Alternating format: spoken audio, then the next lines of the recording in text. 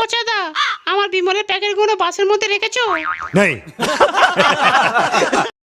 আরে কতবার বলবো, সমস্ত বিমলের প্যাকেট তুলে দিয়েছি বড়া। अच्छा। বাবু, আমার বাসে উঠলে হাগা পেয়ে যায়, আমি যাবো না।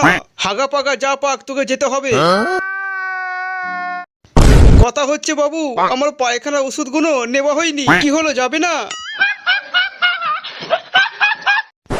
ভালো করে গান করে নাও। আমার শালা হাগা পেয়েছে আর এটা গান শোনাচ্ছে।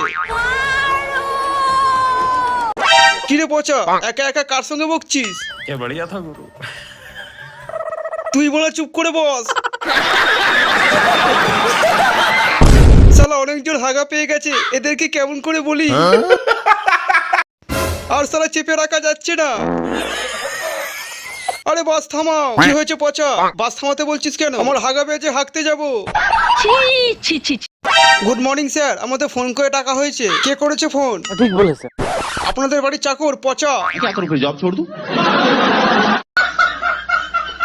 আমি জানতাম পচা কিছু না কিছু একটা গন্ডগোল করবে। পুলিশের সাহায্যে বাসটা দাঁড়িয়েছে, এখন হেগে আসি। बुझो नहीं ব্যাপারটা।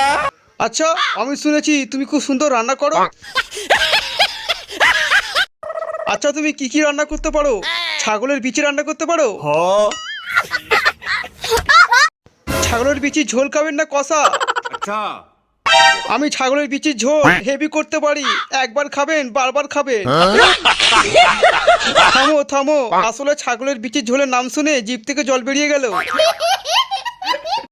কিরে, তোকে বললাম আমার ইংলিশ মতটা শেষ হয়ে গেছে, কিনে এনেছিস? रहा नहीं जाता, तड़प ही ऐसी है ना। তোমার জন্য স্পেশাল চুল্লু এনেছি। আমাদের গ্রামের 1 নম্বর চুল্লু, হেভি নেশা হয়। আমি বিশ্বাস করি না।